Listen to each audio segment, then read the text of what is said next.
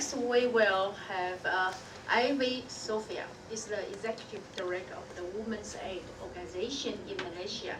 Her speech is on the women's related call to advocacy. Thank you. Thank you, everybody.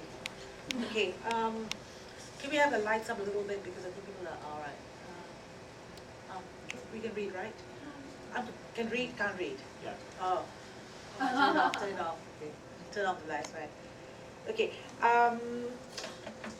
Right. So I'm going to try and keep my presentation short because you've been keep listening to pieces for a very long time, and I'm sure we have questions. How long do we have this room for?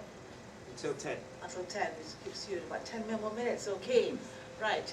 So I'm from Malaysia, and like Nepal and many other countries, the work on domestic violence and violence against women began with shelters. Next, please. Forget about this. There's no time for videos. The shelter was the first one opened in Malaysia in 1982. We're almost 32 years old. And what we've learned, as others are saying, is that from women's stories, from their realities, from their the obstacles and the challenges they face, you have a situation where women in crisis seek help. The social workers obviously are there to give support, the counseling, the empowerment, all based on a feminist ideology. Then you have what is known as program officers or advocacy officers who then document the stories very carefully so that we can identify laws and practices and protocols that are going wrong. And then we go on to lobby for government, to the government and to the various institutions, not just the Ministry of Women, but Attorney General's Chamber's Office, the Ministry of Law, the Ministry of Housing, and so on. So the Women's Aid Organization, although the services component is very strong, we are also very well known for our advocacy, and all of our advocacy really is motivated by the fact that the women are the ones who are coming to us with the stories. Very quickly. Just like Nepal, which took us many, many years to advocate for a Domestic Violence Act, but the point is we do have an act.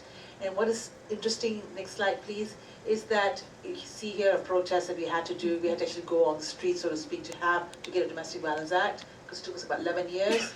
Next one, is that when the act was actually passed, right after the next year, the following year rather, there was already a 150% increase in domestic violence reports. And that's really significant, that women believe that the law is important for them. And so therefore the law has to be also working very well for them. Now, let's go on to the next one. Forget about this. I won't go through this also, it's okay. But very quickly, go back, just to understand that I wanted to actually share with you how we're advocating for law, changes in the law based on the women's experiences. And we have often found that while we may have a very good law and maybe even have a very good police and structures, is the attitude, the culture of the law that is still a great challenge, where the people who are the police persons or the judges or the housing people, the staff that's actually the government agencies that are implementing the law, those are the ones who may have certain attitudes and prejudices against women. Last year, after the law was passed in 96, so that will be about, how many years is that? 2014 to 96 is 2013. How many years is that? Quite a number of years, right? Over 15 years or so. We had a roundtable discussion because we needed to convince the authorities the law was not working for women. The domestic violence legislation was simply not working for women. So what we did next is that, next please. Forget about all of this. I don't want to go through how we get the law in the country, because basically, when it comes to the law, a woman doesn't simply go to the police station. She goes to the police station, she's got to go to the welfare office, and also go to the magistrate. So what we did was, we looked at 34 case studies. Klang Valley means WAO, Perak is a state up north, and Penang is also a state up north. We looked at the 34 case studies and we came together and said, now look at what's happening on the ground. Look at the reality of what's happening with women. Next, please. When it came to the hospital, some of the good practices, and because it was a government meeting, we had to start with good practices, because very often, the NGOs always are blamed, and they're told, you only to give us the bad news. I'm sure there's some good news out there. So the good practices are doctors do refer cases to the medical social workers. Sometimes they took an initiative to ask when a woman is injured, because we already have a protocol, like I said, in the hospitals, that doctors, especially in the emergency section, you must ask a woman if she's facing domestic violence, if she comes in with injuries that are suspicious. The doctors, some of the doctors were very good, so were the nurses. Next. The good policemen who were very good, were very efficient. Some of the investigating officer understood, like in New York, in Malaysia too, because we are made up of different races. There's Chinese, there are Malays, there are Indians, there are also foreign women living in Malaysia. So they understood that not everyone spoke Bahasa Malaysia. That's a national language of Malaysia. So they understood there were language barriers, and they would try and get somebody to help out. I haven't finished with, okay, never mind. Okay, next please. And one of the biggest complaints we had was the police were not informing the women of what was the progress of the case, but they did.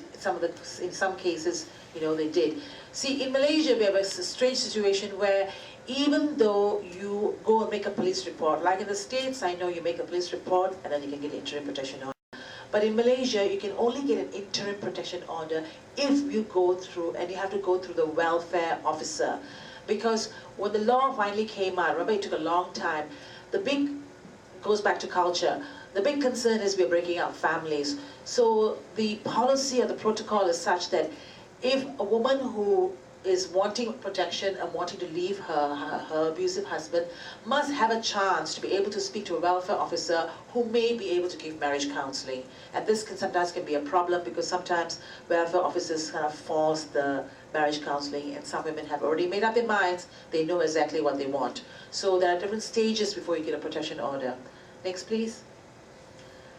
All right, I won't go through all of this. Let's go to the bad practices. So the challenges faced by complainants when making police reports. You get insensitive and inappropriate remarks.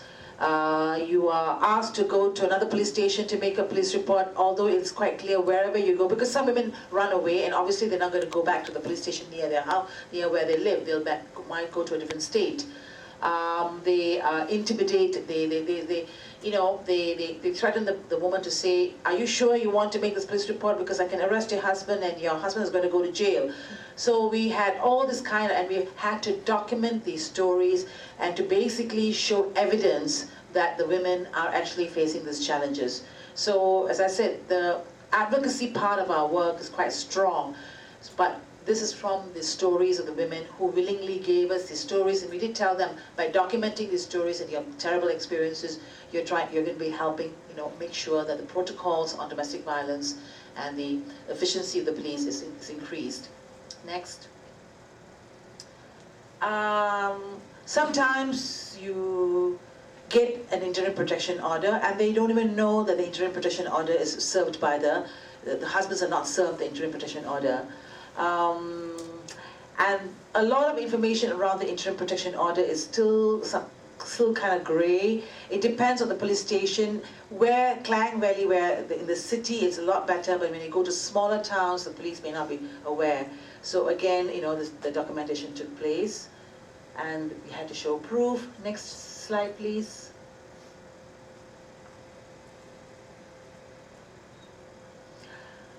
The lack of action by the police. They bring the husband to the shelter looking for the woman. They are reluctant to actually investigate further because, again, you must remember the police, are also men, probably husbands, who may feel that the wife is doing a terrible thing. So that attitudinal change within the police force is still very, very weak. And this is one of our challenges when it comes to advocacy. Next, please.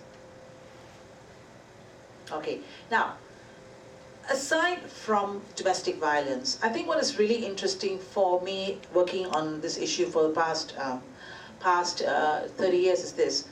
The stories of the women tell us about domestic violence and all the processes where domestic violence is concerned. But we're also getting other pieces of information which then informs us, which helps us advocate on different things. So for example, can someone talk to my husband? Invariably, almost 60 to 70% of women will tell you, can someone talk to my husband? Because they want to save the marriage. Now, for many, many years, I felt very strongly that I don't have any resources, WAO doesn't have the resources to go into male counseling, but I'm beginning to come around and I'm convinced now that there should be mandatory male counseling. I know in the States you have that. In Singapore, near our the Asian countries, Singapore is doing an excellent mandatory male counseling program where the court forces you to go for counseling. You know, and there have been men who have changed the behavior. Not all men, but certainly when you get them earlier, when there's early intervention, that men can change their behavior. And surely that's what we want at the end of the day. We want people to change their behavior. The other interesting thing that we advocate for is this whole issue of sex education. Very often we reach out to women and we show them how to use the pill and how to use the condom and what have you, and they're saying, no, don't talk to us about this. Really, to talk to the men. And so one of the things that we do in WAO is to advocate for sex education. And again, this is a taboo subject in Malaysia. We cannot say sex education, you have to say reproductive rights, family health education. But still, many women are still coming to us, pregnant, ignorant, and having many babies without any kind of, with no consensual sex. And the other issue, obviously, is linked to childcare. Quite a number of mothers and many women, stay on in that relationship, and they go into poverty. I completely agree that they become poorer because they just cannot afford childcare services. And so again, Women's Aid, the organization in Malaysia that I work for, we work towards strongly advocating for childcare facilities in residential areas that should be provided by the government. Childcare is very, very expensive. So I'm going to stop here, other than saying that the advocacy, it began with domestic violence. It began with a very simple thing, like let's get a law. But now we find that we're really looking at almost every component of every part of a woman's life, and we work very strongly towards gender equality, really, and looking at all aspects of a woman's life, and have a very strong advocacy, law and policy reform as part of our work, because it's not just the violence, but it's really looking at all the other aspects of her life, of a woman's life, in order to be equal so that she will not be vulnerable and discriminated against. Thank you very much.